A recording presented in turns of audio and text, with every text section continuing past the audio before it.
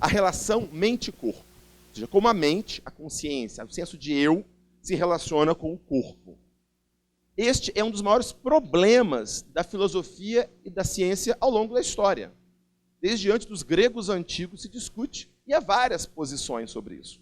Essa é uma questão que está longe de ser resolvida, apesar de muitas vezes ser colocado enfaticamente, que o lobo temporal pensou, e aí o lobo não sei o que decidiu, fez escolhas, o cérebro fazendo escolhas, o cérebro decidindo, isso são metáforas, isso não é uma explicação científica efetiva.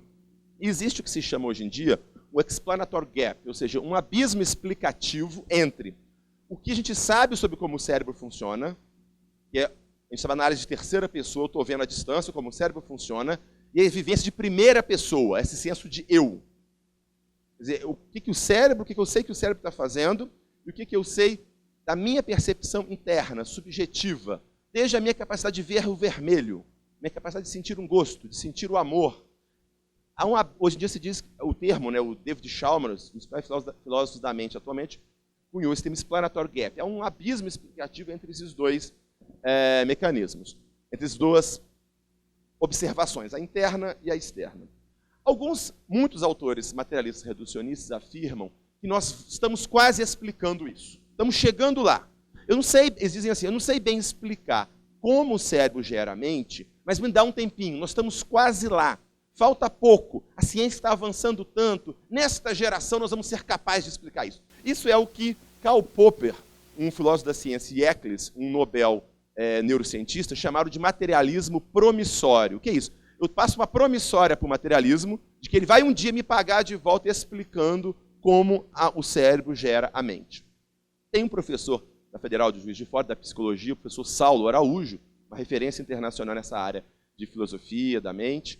Ele fez um estudo sobre essas propostas materialistas de visão da mente desde o século XVIII, desde 1700 na França. E o mais engraçado é que esse materialismo promissório, de que aguarda só um pouquinho, que eu estou quase explicando, já era usado na França em 1700. Já tem 300 anos, pelo menos, que está sendo quase explicado como o cérebro gera a mente. Aguarda só mais um pouquinho que vai ser pago isso. Então, não tem nenhum problema a pessoa aceitar isso. Só que ela tem que entender que é uma promissória, está sendo colocada, é uma hipótese que ainda está bastante longe de ser confirmada. E outro dado interessante, que o que se aprende como evidências de que a consciência nada mais é do que a atividade cerebral são três coisas. Correlatos neurais. Eu estou pensando agora, eu estou ativando áreas do meu cérebro. Eu estou vendo vocês, estou ativando o meu lobo occipital. Então isso mostra que o pensamento tem origem no cérebro. Pronto. Segunda afirmação, lesão cerebral. Tem um caso clássico do Phineas Gage, que é uma pessoa que sofreu uma lesão no lobo frontal e alterou a personalidade, alterou uma série de funções mentais desse indivíduo. Então mostra que o cérebro é a causa dessas funções mentais. E por fim, estimulação cerebral. Se eu estimular uma área do meu cérebro lobo temporal, eu tenho a impressão que eu estou saindo do corpo. Então qualquer sensação de saída do corpo nada mais é do que uma estimulação do lobo temporal. Todos vocês já ouviram também esse tipo de explicação. Só que essas mesmas alterações podem ser explicadas de uma outra forma.